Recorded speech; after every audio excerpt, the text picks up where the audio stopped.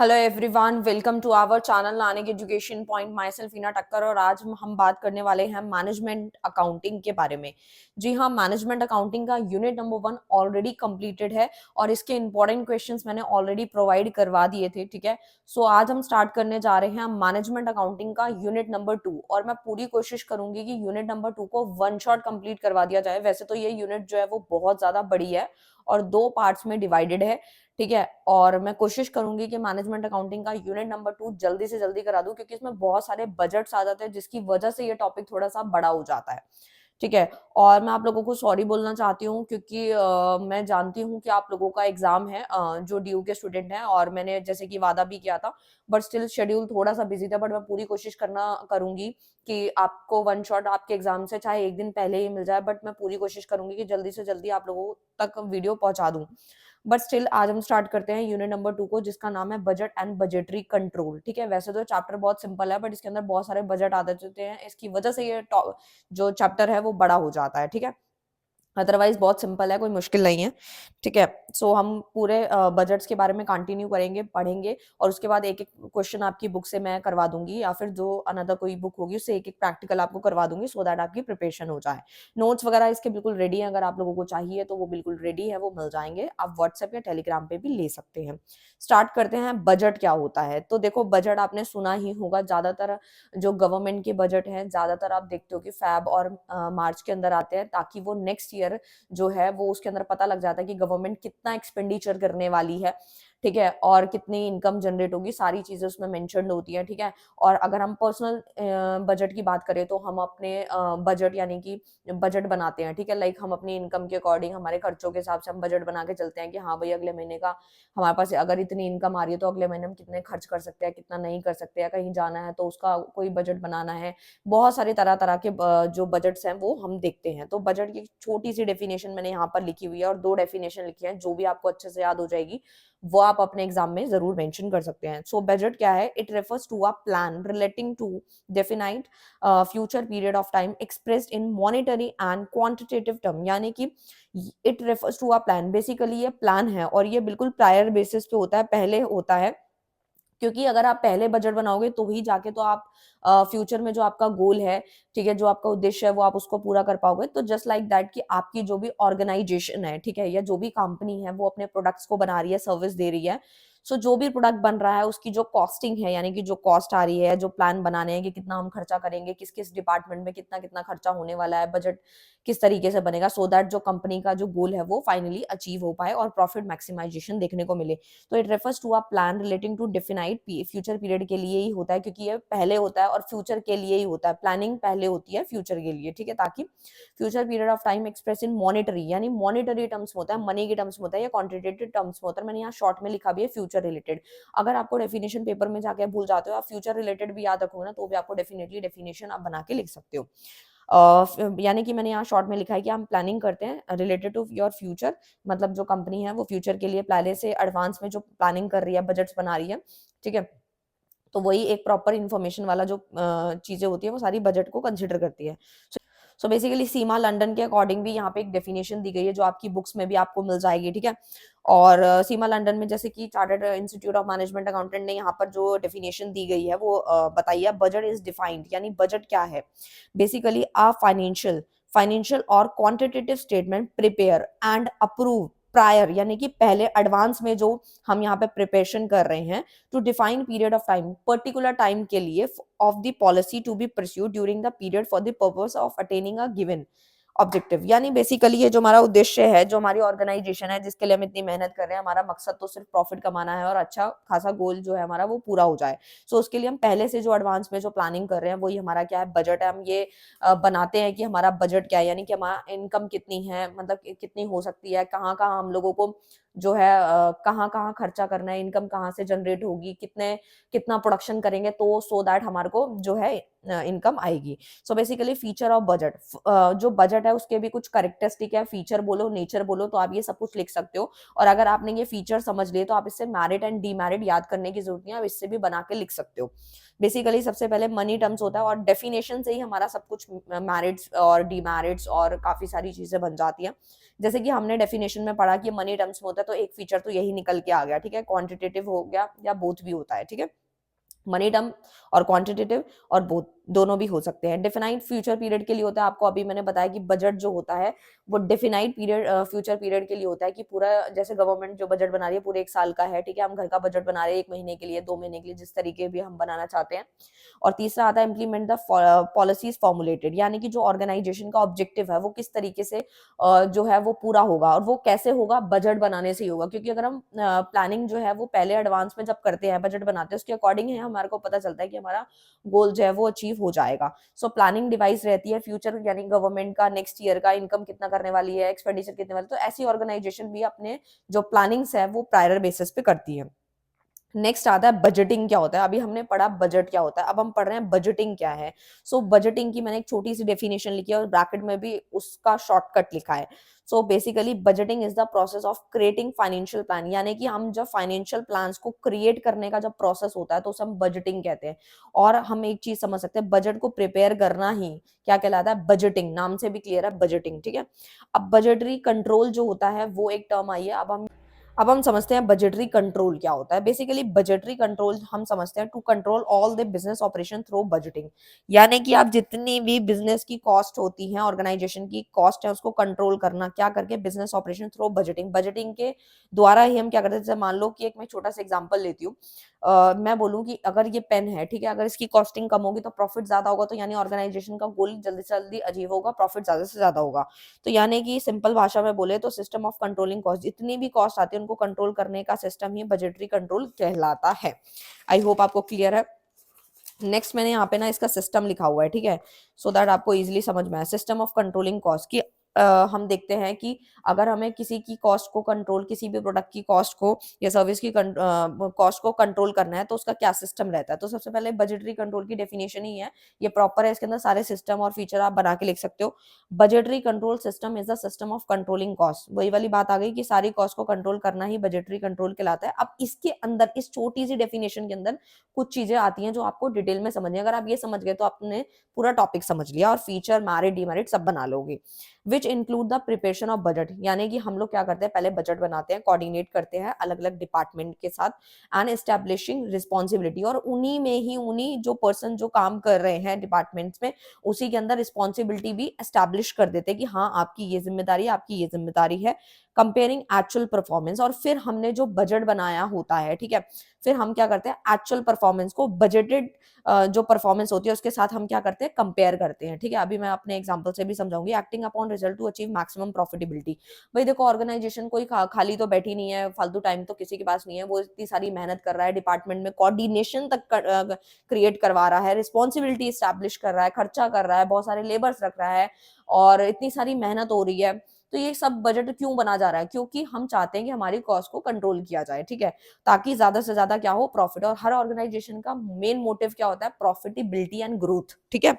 तो ये बात आपको पहले से पता है। सो मैं आपको एक छोटे से एग्जांपल से समझाती हूँ। जैसे हमने अकाउंटिंग की डेफिनेशन में पढ़ा था, जस्ट लाइक दैट यहाँ पे भी यही है कि आपने सो बेसिकली इसके अंदर क्या था, एस्टेब्लिशमेंट ऑफ बजट, यानी ऑर्गेनाइजेशन को सबसे प्राइमरी फंक्शन ही क्या है, पहला स्टेप ही क्या है, पहला स्टेप ही कौन सा होता है आपका, एस्टेब्लिशमेंट ऑफ बजट का।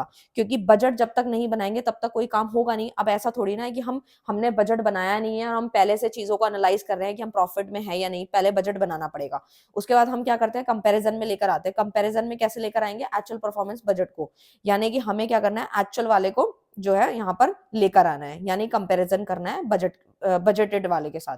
फिर आता है तीसरा एनालाइज वेरिएशन, हमें एनालाइज करना है, यानी एक्चुअल को बजटेड परफॉर्मेंस के साथ हम देख रहे हैं कि क्या चीज सही है और गलत। और उसके बाद हम क्या करते हैं, अगर सही है फिर हमें रेमेडियल एक्शंस लेने हैं। एक्शन सही टाइम पे लेना बहुत जरूरी है। जैसे हमने अकाउंटिंग, फाइनेंशियल अकाउंटिंग में भी पढ़ा था कि भाई अगर प्रॉफिट हो रहा है, ठीक है, तो आगे बढ़ो, नहीं हो रहा तो वहीं पे एक्शन लो। तो यहाँ पे भी सेम वही है कि अगर एक्चुअल वाला बजटेड परफॉर्मेंस के साथ मैच नहीं कर रहा है तो हमें सही टाइम पे एक्शन लेना है। और अगर वो सही हो रहा है, मतलब अच्छा खासा प्रॉफिट आ रहा है, सही चीजें सही चल रही है, तो उसको आगे बढ़ा के ग्रोथ में लेकर आना।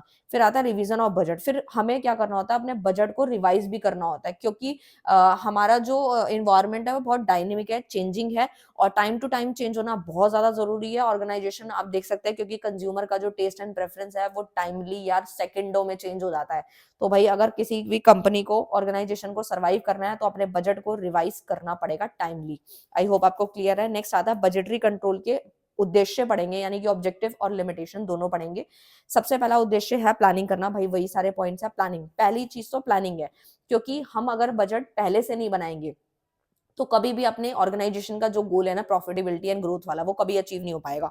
तो सबसे पहले क्या करना है, प्लानिंग करनी है, फिर कोऑर्डिनेट करना है। प्लानिंग में वही आ जाता है स्टेप बजट बनाने वाला। कोऑर्डिनेटिंग है, कोऑर्डिनेट करना आपस में डिपार्टमेंट जब तक कोऑर्डिनेट नहीं करेंगे, क्योंकि एक ऑर्गेनाइजेशन जब चलती है उसमें बहुत सारे डिपार्टमेंट्स होते हैं और डिपार्टमेंट अलग अलग होते हैं, ठीक है, और हर एक डिपार्टमेंट के अंदर कोऑर्डिनेशन होना मोस्ट इंपॉर्टेंट है, ठीक है। कम्युनिकेशन करेंगे एक दूसरे से कि क्या चीज सही हो रही है, किसको करेक्शन में लेकर आना है, ठीक है। मैनेजर अपने नीचे जितने भी वर्कर्स हैं, एम्प्लॉयज हैं, उनसे काम कराएंगे, ठीक है। इस तरीके से प्रॉपर चलेगा। फिर मोटिवेट भी करना बहुत जरूरी है, क्योंकि अगर हम जिससे काम करवा रहे हैं अपने नीचे जो वर्कर्स हैं, ठीक है, अगर हम उसको गाइड नहीं करेंगे, मोटिवेट नहीं करेंगे, वो फिर कंपनी में टिकेंगे नहीं, और वो नहीं टिकेंगे तो काम नहीं होगा। काम नहीं होगा तो आपको पता ही है कि हमारे यहाँ पे कंपनी किस तरीके से सर्वाइव करेगी। सर्वाइव नहीं करेगी तो प्रॉफिट नहीं, प्रॉफिट नहीं तो ग्रोथ नहीं, ठीक है। तो इस तरीके से रहेगा। और उसके बाद कंट्रोलिंग है, ठीक है। तो मोटिवेट के बाद कंट्रोलिंग भी है, और उसके बाद है परफॉर्मेंस इवैल्यूएशन। ये तो देखो मस्ट है भाई, जब तक परफॉर्मेंस की इवैल्यूएशन नहीं करेंगे, इवैल्यूएट नहीं करेंगे कि हमारी परफॉर्मेंस सही चल रही है, बेकार चल रही है, और सही टाइम पे एक्शन लेना, ये सारे काम भी रहते हैं। तो वो प्लानिंग से लेके परफॉर्मेंस इवैल्यूएशन तक का पूरा स्टेप है, मतलब ऑब्जेक्टिव है। लिमिटेशंस क्या है भाई, बुराई भी है, देखो हर चीज की बुराई है, बजटरी कंट्रोल भी पीछे नहीं रह सकता, क्योंकि लिमिटेशन बजटरी कंट्रोल के भी हैं। तो आप सोचोगे बजटरी कंट्रोल के भी लिमिटेशंस हो सकते हैं, जी हाँ बिल्कुल हो सकते हैं। आप ये मत सोचो कि इसका काम जो है सारी कॉस्ट को कंट्रोल करने का, बट स्टिल इसके अंदर भी बुराई है। क्या बुराई है, रिजिड। रिजिड नहीं होना चाहिए, यानी कि ऑर्गेनाइजेशन जो बजटरी कंट्रोल की लिमिटेशन ये है, रिजिड नहीं होना चाहिए, फ्लेक्सिबल होना चाहिए, फिक्स नहीं होना चाहिए। अगर कोई भी चीज, अगर हम किसी भी चीज की कॉस्ट वगैरह को या किसी भी चीज को फिक्स कर देंगे, तो भाई ऐसे तो कंज्यूमर पे बहुत इंपैक्ट आएगा, और अब ऐसे उसके बाद तो फिर कंपनी पे भी, ऑर्गेनाइजेशन पे भी बहुत इंपैक्ट आएगा। तो हमें रिवाइज करते रहना चाहिए, ठीक है। कॉस्टली एंड टाइम कंज्यूमिंग होता है बजटरी कंट्रोल जो होता है, बहुत ज्यादा टाइम लगता है, पैसे भी लगते हैं, क्योंकि बहुत सारे डिपार्टमेंट्स आप समझ ही सकते हो, कोऑर्डिनेट करना, रखना, वर्कर्स, और बहुत सारी चीजें हो जाती है। उसके बाद only a tool of management, basically ना ये एक टूल ही है, ठीक है। सक्सेस मिलेगी नहीं मिलेगी कुछ नहीं पता, हम सोच ले कि नहीं भाई आज हमने 10 रुपए खर्च करे हैं और 20 रुपए का फायदा होगा, या कुछ कंफर्मेशन यहाँ पे है नहीं, बस एक टूल है कि आप बस पता लगा सकते हो प्रायर बेसिस पे। एक्सपेंसिव टेक्निक है तो आपको पता ही है, खर्चा तो होगा ही होगा डेफिनेटली। और बेस्ड ऑन एस्टिमेट, ये बस एस्टिमेट बेस्ड है, ठीक है। एस्टिमेट तो यहाँ पर होता ही है, क्योंकि बिना एस्टिमेशन के कुछ नहीं है, क्योंकि आप तो सिर्फ अंदाजा लगा रहे हो ना कि हाँ भाई इतना खर्चा होगा। अब जब एक्चुअल में होगा तभी तो आप कंपेयर करोगे, तो मतलब आपने यहाँ पे अंदाजा ही लगाया है, ठीक है। फिक्स नहीं है कि हाँ भाई आपने सोचा 10 रुपए का खर्चा होगा तो 10 ही होगा, 10 से 11 भी हो सकता है, 9 भी हो सकता है, कुछ भी हो सकता है, ठीक है। अब नेक्स्ट पे आता है टाइप ऑफ बजट। ये बहुत सारे टॉपिक्स हैं, देखो बजट बहुत सारे हैं, ठीक है, लेकिन मैं जल्दी जल्दी आपको कराने की कोशिश कर रही हूँ। आपको सिर्फ मेन मेन समझ लेना है, ठीक है। टाइप ऑफ बजट्स हैं, ठीक है। तो टाइप ऑफ बजट में आ जाता है on the basis of time, on the basis of coverage and on the basis of capacity, ठीक है। तो आपके यहाँ पर जो मेन मेन होंगे, पहले मैं आपको सारे समझा देती हूँ, और उसके बाद जिसके प्रैक्टिकल की आने की संभावना ज्यादा होगी उसके प्रैक्टिकल मैं करा दूंगी, और फॉर्मेट वगैरह भी आपको करवाऊंगी। तो on the basis of time है, टाइम के बेसिस पे लॉन्ग टर्म, शॉर्ट टर्म और करंट बजट होता है। On the basis of coverage में आता है functional budget and master budget, और तीसरा आता है on the basis of capacity में आता है फिक्स और फ्लेक्सिबल बजट, ठीक है। तो बेसिकली आप समझते हैं कि ये क्या क्या है। तो लॉन्ग टर्म बजट नाम से ही क्लियर है, हमने पहले भी पढ़ रखा है, 5 से 10 साल के लिए जो हम बजट्स बनाते हैं, ठीक है, वो हमारे लॉन्ग टर्म पीरियड के लिए ही होते हैं, उसे हम लॉन्ग टर्म बजट कहते हैं। शॉर्ट टर्म जो होता है 1 से 5 साल के बीचों बीच रहते हैं ये, ठीक है। ये बजट वही होते हैं जो 1 से 5 साल तक ही काम करते हैं, ठीक है। रोलिंग बजट क्या होता है, जिसको हम प्रोग्रेसिव बजट भी कहते हैं, ये प्रिपेयर होता है after the end of the each month and quarter. Very मतलब ये होता है बेसिकली, आपको यहाँ पे ये समझना है कि जो रोलिंग बजट है, नाम से समझा रहे हो, रोलिंग यानी प्रोग्रेसिव, प्रोग्रेसिव, ठीक है। तो यानी कि इससे हम क्या समझ रहे हैं कि जैसे ही हमारा एक एंड हो जाता है एक मंथ का या क्वार्टर का, तो हम उसका अगला जो बनाना प्रिपेयर करना स्टार्ट करते हैं, तो उसे हम रोलिंग बजट कहते हैं। करंट बजट कौन सा होता है, बेसिकली मंथ और क्वार्टर के हिसाब से वेरी शॉर्ट पीरियड के लिए होता है ये, मंथ और क्वार्टर के बेसिस पे जो प्रिपेयर किया जाता है, 1 महीने के लिए, क्वार्टरली के लिए, फिर बन गया, फिर बना लिया, फिर आगे ऐसे करंट बजट होता है, नाम से भी क्लियर है करंट है। फिक्स बजट और फ्लेक्सिबल क्या होता है, देखो फिक्स नाम से ही क्लियर है, ये चेंज नहीं होगा, चाहे आपकी एक्टिविटी लेवल चेंज हो या ना हो, ये तो फिक्स रहेगा भाई, ठीक है। चाहे आप कितने प्रोडक्शन कर लो, बढ़ा लो, घटा लो, अब नेक्स्ट आता है flexible budget, budget cost of any level of activity, यानी एक्टिविटी लेवल जब चेंज होता है ऊपर नीचे होगा तो उसी के हिसाब से भी ये चेंज हो जाता है, ठीक है, क्योंकि ये फ्लेक्सिबल है, चेंजेस तो इसके अंदर होंगे। नेक्स्ट आता है हम लोगों का फंक्शनल बजट, ठीक है। फंक्शनल बजट क्या होता है? फंक्शनल बजट क्या होता है? Specifically design for a certain function of the business, for example sales, production, procurement and so on. Functional नाम से ही क्लियर है, यानी कि ये डिजाइन किया जाता है सर्टेन फंक्शंस ऑफ बिजनेस के सर्टेन फंक्शंस के लिए किया जाता है, ठीक है। फॉर एग्जांपल जैसे सेल्स बजट है, प्रोडक्शन बजट है, आगे हम पढ़ेंगे, ये सब इसी के फंक्शन बजट के अंदर आता है। मास्टर बजट क्या होता है? तो देखो भाई, मास्टर बजट नाम से क्लियर है, समरी बजट। ये क्या है? समरी बजट है। Summary budget incorporating its component functional budget and which is finally approved, adopted and employed, ठीक है। बेसिकली इसके अंदर दो आते हैं मास्टर बजट के अंदर, यानी कि समरी बजट है, ठीक है, समरी नाम से भी क्लियर है। It's component functional budget which is finally approve, यानी कि अप्रूव है, फिर अडॉप्ट है, फिर एम्प्लॉयड है। यानी कि दो कंपोनेंट होते हैं, सबसे पहला तो ऑपरेटिंग यानी कि बजटेड, जिसके अंदर हम बात करते हैं प्रॉफिट एंड लॉस की, और फाइनेंशियल बजट की बात करें तो वो बजटेड यानी कि बैलेंस शीट की बात करता है, ठीक है। नेक्स्ट की बात करते हैं सेल्स बजट क्या होता है, ठीक है। तो देखो भाई, सेल्स बजट क्या है? नाम से भी क्लियर है, ऐसा बजट जो सेल्स के बारे में बता रहा है, सेल्स की प्लानिंग के बारे में बता रहा है, ठीक है। It is the statement of plan sale in terms of quantity and value, यानी क्वांटिटी और वैल्यू दोनों की अगर बात करता है सेल प्लानिंग, तो उसे हम सेल्स बजट कहते हैं, यानी सेल की फिगर, यानी all budget will be affected, यानी अगर सेल की फिगर ही गलत आई तो यानी कि सारे बजट जो है वो कहीं ना कहीं इफेक्ट हो जाएंगे। इसलिए अगर हमें सेल्स बजट बनाना है तो बहुत सोच समझ के बनाना होता है। और कौन कौन से फैक्टर इसके अंदर कंसीडर होते हैं? सबसे पहला मार्केट कंडीशन, की जब आप सेल्स बजट बनाते हो तो आपको इन बातों का ध्यान रखना होता है। मार्केट कंडीशन भी देखनी पड़ती है, क्योंकि जब आप सेल्स बजट बनाते हो, ठीक है, कि मार्केट में क्या कंडीशन चल रही है, किस तरीके से कंज्यूमर है, किस तरीके से कंज्यूमर खर्च कर रहा है, कितने तक जो कॉम्पिटिटर है, बहुत सारी चीजें आती हैं। प्रोडक्शन की कैपेसिटी क्या रहने वाली है, कि हम कितना जो है हमारे अंदर ऑर्गेनाइजेशन के अंदर कितनी क्षमता है कि हम कितना तक प्रोडक्शन कर सकते हैं, कितने प्रोडक्शन प्रोडक्ट जो है की कैपेसिटी है, कितना प्रोडक्ट प्रोड्यूस हो सकता है।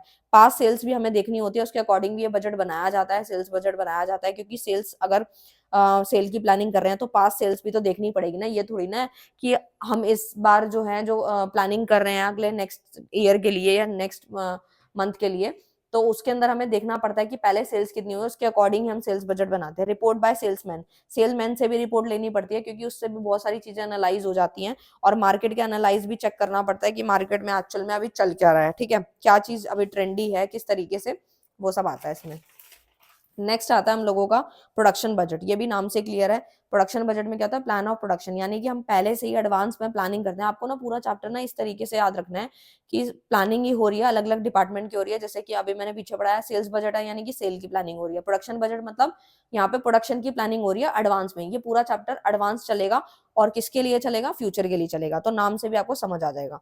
तो प्लान ऑफ प्रोडक्शन है, ठीक है, नंबर ऑफ यूनिट प्रोड्यूस की, कितने यूनिट ऑफ जो प्रोड्यूस होने वाले हैं फॉर बजटेड पीरियड, ठीक है।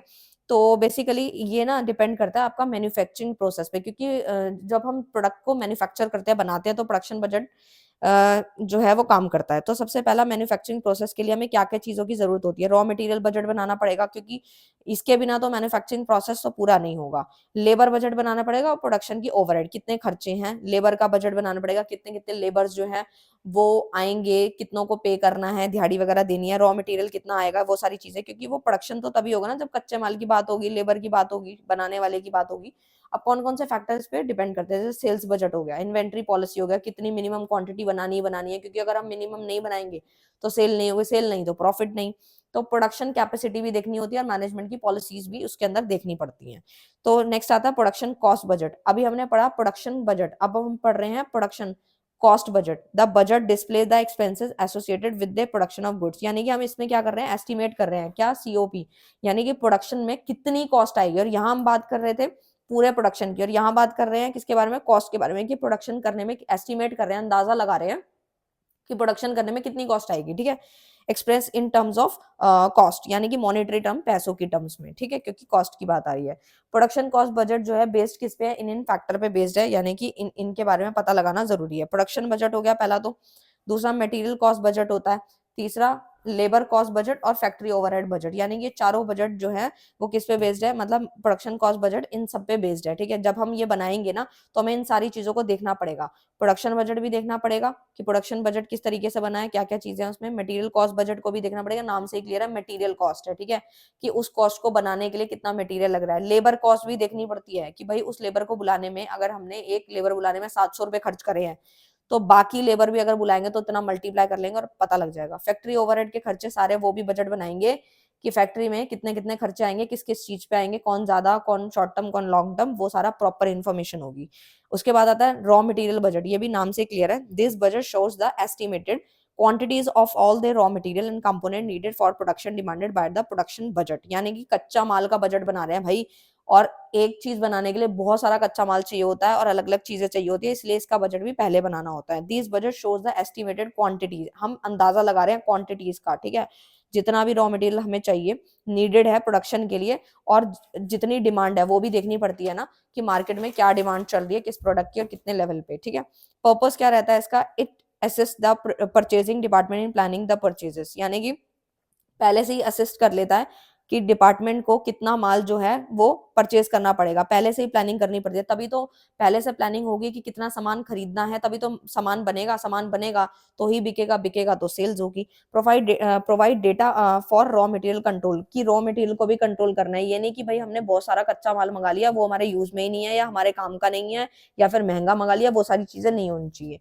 Help in preparation of purchase budget, यानी कि ये मदद करता है, किसमें मदद करता है, परचेज बजट बनाने में भी ये मदद करता है। आई होप आपको क्लियर है।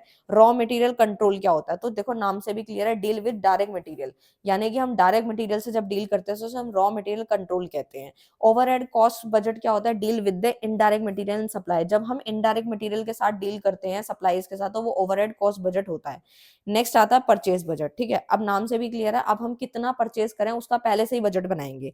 Purchase budget provide detail of the purchases which are planned to be made during the period to meet the need of the business, कि हमारे बिजनेस में क्या क्या चीजें जो है उसकी जरूरत है, हमें क्या क्या चीजें परचेज करनी है, उसका अलग बजट बनेगा। ठीक है, पहले से ही प्लानिंग करनी है कि हाँ भाई इस पीरियड के लिए हमें इतनी इतनी बिजनेस के लेके नीड्स हैं, उसके अकॉर्डिंग हम यहाँ बजट बनाएंगे। क्लियर है, आई होप आपको। नेक्स्ट इसके कुछ फैक्टर्स हैं। ठीक है, तो आपको डेफिनेशन अगर आ गई तो उसका फैक्टर मेरिट डिमेरिट तो वैसे ही बना लोगे। ठीक है, मैं शॉर्ट में बता रही हूँ कि मतलब अगर आपको वहां तक याद ना रहे एग्जाम तक, तो आप चीजों को पढ़ के भी आराम से, थ्योरी वगैरह आएगी तो बना के लिख सकते हो। फैक्टर टू बी कंसीडर, कौन कौन से फैक्टर इसमें कंसीडर होते हैं, एस्टिमेटेड सेल्स एंड प्रोडक्शन, यानी कि इसमें हमें पहले से ही एस्टिमेट करना होता है, अंदाजा लगाना होता है कि सेल्स कितनी होगी और प्रोडक्शन कितना होगा। उसके बाद requirement of material during budgeted period, यानी कि हमें ये भी देखना होता है कि मटेरियल जो है वो बजटेड पीरियड के लिए कितना रिक्वायर्ड है, हमें कितना चाहिए। Expected changes in the price of raw material, ये भी हमें पहले से अंदाजा लगाना होता है कि जो हमारा कच्चा माल है उसमें कितना बदलाव आया है। कभी कभी होता है कि हम कोई सामान वगैरह खरीदने जाते हैं, पहले से अंदाजा कम लगाते हैं, लेकिन वहां मार्केट में जाके पता चलता है कि ये चीज इतने की हो गई है। ठीक है, quality standard for each item of material, हमें पहले से क्वालिटी स्टैंडर्ड भी देखना होता है हर एक आइटम ऑफ मटेरियल का, हर एक चीज का। मिनिमम मैक्सिमम स्टॉक लेवल भी चेक करना होता है, जो कि हमने पहले से ऑलरेडी कॉस्ट अकाउंटिंग में डिटेल में पढ़ रखा है। जिन बच्चों ने कॉस्ट अकाउंटिंग पढ़ रखा है उन्हें ये वाले पॉइंट्स क्लियर होंगे। लेबर बजट है। ठीक है, और जो डिटेल में पढ़ना चाहते हैं वो वीडियो देख सकते हैं कॉस्ट अकाउंटिंग की। तो बेसिकली लेबर बजट क्या था, तो labour budget represent the forecast of labour requirement. अब नाम से भी क्लियर, हम पहले से किसका बजट बना रहे हैं, लेबर का। ठीक है, तो देखो भाई labour budget represent the forecast the labour requirement, हम पहले से ही फॉरकास्टिंग कर रहे हैं, यानी कि अंदाजा लगा रहे हैं कि हमें कितने लेबर की जरूरत होगी कि हमारी जो कंपनी की जो डिमांड है वो पूरी हो जाए। ठीक है, to meet the demand for company during the budgeted period, या हमें जो प्रोडक्शन करना है उसके अकॉर्डिंग हमें कितना लेबर चाहिए, नंबर ऑफ कितने लेबर्स चाहिए, ग्रेड वर्कर कौन से होंगे, किस लेवल पे चाहिए, स्किल्ड चाहिए, अनस्किल्ड चाहिए, सेमी स्किल्ड चाहिए, कौन से चाहिए। कैश की रिक्वायरमेंट भी देखी नहीं पड़ती है इसके अंदर, क्योंकि आप जो लेबर को बुला रहे हो तो उसमें पैसे तो देने पड़ेंगे, दिहाड़ी देनी पड़ेगी, तो कैश रिक्वायरमेंट भी फॉर पेमेंट ऑफ वेजेस, यानी ये भी इसके अंदर अंदाजा लगाना होता है, एस्टिमेट करना होता है। अब हम देखते हैं कैपिटल एक्सपेंडिचर बजट क्या होता है, तो नाम से भी क्लियर है ये, the budget encompasses the cost associated with all long term asset that will be acquired with the specific budget time frame, यानी कि कैपिटल एक्सपेंडिचर, कोई बड़ी चीज के लिए जब आप खर्चा करते हो तो उसके लिए पहले से ही जब बजट बनाते हो, और कैपिटल एक्सपेंडिचर हमने ऑलरेडी क्लास 11th में भी पढ़ते आ रहे हैं हम लोग, ऐसा बजट जो हम आगे लॉन्ग टर्म एसेट्स के लिए जब यूज करते हैं उसके लिए कितनी कॉस्टिंग आने वाली है, पहले से ही स्पेसिफाइड बजट बना के चलते हैं तो हम कैपिटल एक्सपेंडिचर बजट कहते हैं। Research and development cost budget क्या होता है, अब आप देखोगे बुक के अंदर ना बहुत सारे बजट लिखे हुए हैं आपके, ठीक है, और हर यूनिवर्सिटी का अलग अलग रहता है, सारे बच्चे देख सकते हो क्योंकि मैंने मोस्टली सारे बजट कवर कर दिए हैं, और जो रह गए हैं ना वो मैं नेक्स्ट वीडियो में कवर कर दूंगी, लेकिन करूंगी जरूर, वैसे तो मैंने सारे कवर कर दिए। यूनिवर्सिटी के अकॉर्डिंग आपके जो बुक में दिए गए हैं वो आप सारे कर लेना, जो नहीं दिए उसको छोड़ देना, ठीक है। और जो डीयू वाले बच्चे हैं उनको बताना चाहूंगी, बहुत सारे बजट दे रखे हैं बट उसमें से प्रैक्टिकल क्वेश्चन तो लिमिटेड ही आएंगे, और कईयों के तो सिर्फ डेफिनेशन तक ही दे रखा है, बस एक दो मतलब एक एक पैराग्राफ में उसको समझा रखा है, तो उनको ज्यादा डिटेल में करने की जरूरत नहीं है, ठीक है। तो मैंने भी सिर्फ वही वही कराऊंगी जिसमें से आपको मेन आएगा, ठीक है, और कवर मैं सारा कर रही हूँ, ठीक है। तो नेक्स्ट आता है research and development cost budget क्या होता है, the outcome of this situation is primarily contingent upon the management determination concerning research and development. नाम से भी क्लियर है कि जब हम कुछ रिसर्च एंड डेवलपमेंट के लिए जब खर्चा करते हैं, कॉस्टिंग आती है, तो उसके लिए हम पहले से ही बजट बना के चल रहे हैं, ठीक है। और रिसर्च वर्क हमारे ऑर्गेनाइजेशन के लिए बहुत इंपॉर्टेंट होता है, क्योंकि रिसर्च करे बिना हमारा प्रोडक्ट जो है वो सर्वाइव नहीं कर सकता लंबे समय तक, इसलिए हमें टाइमली जो है आजकल मार्केट के अंदर बहुत सारे कंपटीशन है जिसकी वजह से रिसर्च एंड डेवलपमेंट जो होता है वो करना पड़ता है, उसकी कॉस्टिंग आती है, इसका हम बजट पहले से ही बना के चलते हैं, ठीक है। नेक्स्ट आता है कैश बजट। हाँ, इसका प्रैक्टिकल क्वेश्चन मैं आप लोगों को कराऊंगी, ठीक है। तो कैश बजट एक बार समझ लेते हैं, इसका पर्पस और इसका फॉर्मेट वगैरह अभी मैं करवा दूंगी, फिलहाल अभी ये समझ लेते हैं। कैश बजट नाम से क्लियर है, ऐसा बजट बना रहे हैं जिसके अंदर कैश की बात हो रही है, ठीक है। It is the detail estimate, detail है ये, detail of the cash receipt from all the sources, यानी कि पैसे का आना, कौन कौन से सोर्स से पैसा आएगा और पैसा जाएगा कैसे, कैश का आना और जाना, ऑल द पर्पस, जितना भी पर्पस है related to your organisation, resultant cash balance during the budgeted period, यानी कि कहाँ से पैसा आएगा और कितना जाएगा, वो हमारा कैश बजट है जो हम पहले से बना के चल रहे हैं। इसका पर्पस क्या है, इससे होगा क्या, तो सफिशिएंट कैश इज अवेलेबल, यानी कि हमारे पास जो कैश है सफिशिएंट जो है वो अवेलेबल होना चाहिए, क्योंकि हम ऑर्गेनाइजेशन चला रहे हैं, हमारे को लेबर का भी देखना है और रॉ मटेरियल भी देखना है, पैसे का आने का देखना है, कितनी एक्सपेंडिचर है, कितना इनकम है, वो सब यहाँ पे आएगा। कैश एक्सेस एंड शॉर्टेज, यानी कि ये भी चेक करना है कि शॉर्टेज नहीं होनी चाहिए, अगर शॉर्टेज हो गई तो काम रुक जाएगा, काम रुक गया तो प्रोडक्ट नहीं बनेगा, बनेगा नहीं तो प्रॉफिट नहीं, प्रॉफिट नहीं तो ग्रोथ नहीं। बेसिस फॉर क्रेडिट, यानी कि हमें उधार का भी देखना होता है, क्योंकि बहुत सारी ऑर्गेनाइजेशन है जिनको लोन वगैरह लेना होता है, बहुत सारी चीजें आ जाती है इसमें। कैपिटल एक्सपेंडिचर यानी कि एसेट्स, यानी लॉन्ग टर्म जो एसेट्स वगैरह उस पर भी हमें देखना पड़ता है कि कहाँ से पैसा और बढ़ सकता है, घट सकता है, ये सारी चीजें कहाँ से आ सकता है, अगर इन्वेस्टमेंट कर रखी है तो वहां से कितना इंटरेस्ट आ जाएगा, ये सब। कंट्रोल ऑफ कैश पोजीशन, हमें कैश की पोजीशन को भी साथ साथ कंट्रोल करना होता है, ठीक है। तो हम पहले से ही जो प्लानिंग कर रहे हैं वो कैश बजट का ही पार्ट है।